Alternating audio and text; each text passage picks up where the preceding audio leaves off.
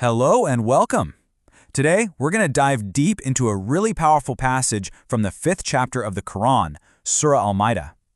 It's a section that gets right to the heart of some huge questions about faith, about covenants, and about what it really means to be sincere before God. So let's break it down together. Here's the roadmap for our discussion. We've got 5 key stops. We're going to start with a direct command to the Prophet Muhammad himself. Then, we'll see how the message shifts to other faith communities.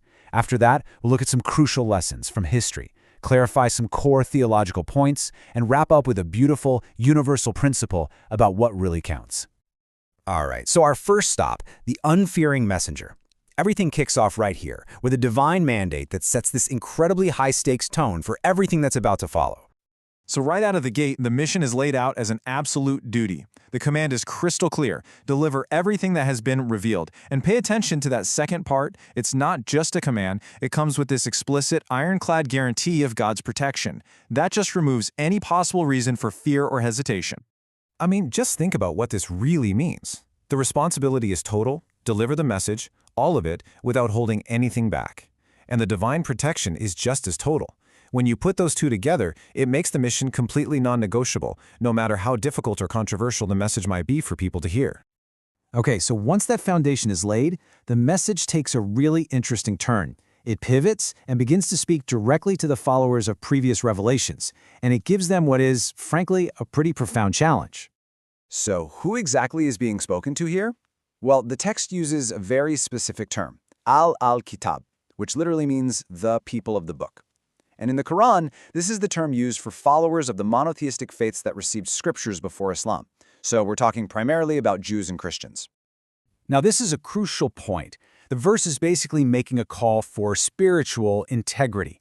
It's arguing that just saying you belong to a faith is essentially meaningless.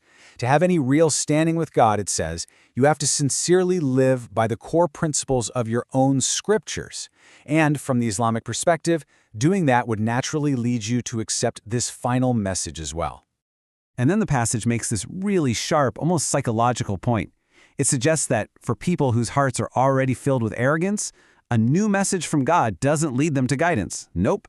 Instead, it actually makes them dig their heels in even deeper, increasing their defiance.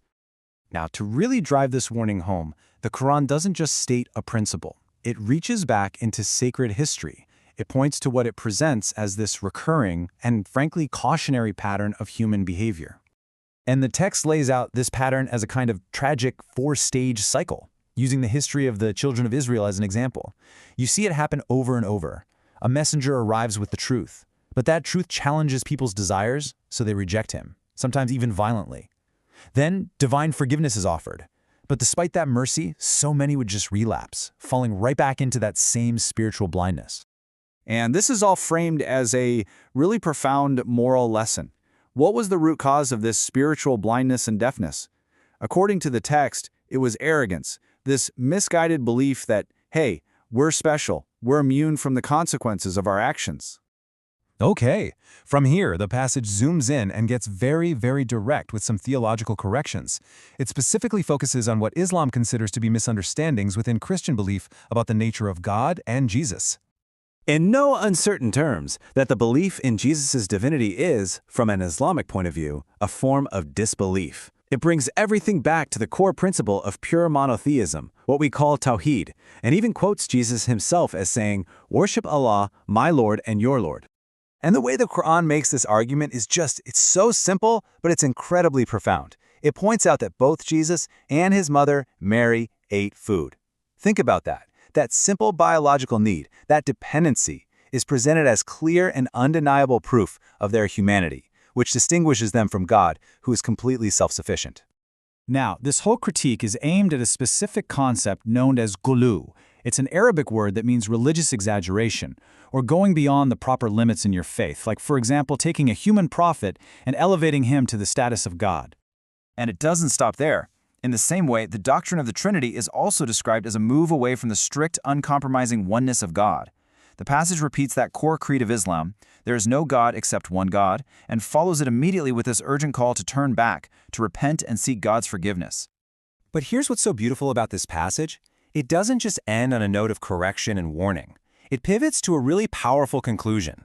drawing this sharp, clear line between those who reject truth out of arrogance and those who embrace it with a sincere and humble heart. Now, you have to pay close attention here, because the text makes a really subtle but incredibly important distinction. It talks about who is strongest in enmity and who is nearest in affection.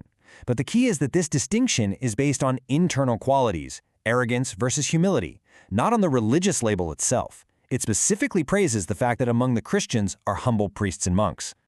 And to show us what this sincerity looks like, the verse gives us this beautiful, vivid image.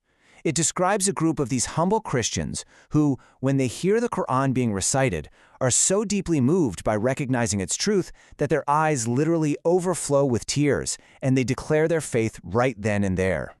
And this powerful, emotional recognition of truth, it all ties back to the ultimate principle that was laid out earlier in this same chapter. The text confirms this universal standard for salvation that goes beyond any one group. What is it? Sincere belief in the one God, belief in a final judgment, and a life filled with righteous deeds. So when you boil it all down, after all the history, all the warnings, all the theological clarifications, this is the bottom line. The passage is arguing that what truly matters in God's eyes isn't the label you wear or the group you belong to. It's the sincerity of your faith and the goodness of your actions. And that leaves every single one of us with a really profound question to think about. It's a question that this passage poses to everyone who hears it. It asks us to look past our group identities, to look deep into our own hearts, and to honestly ask ourselves what truly defines our connection to God.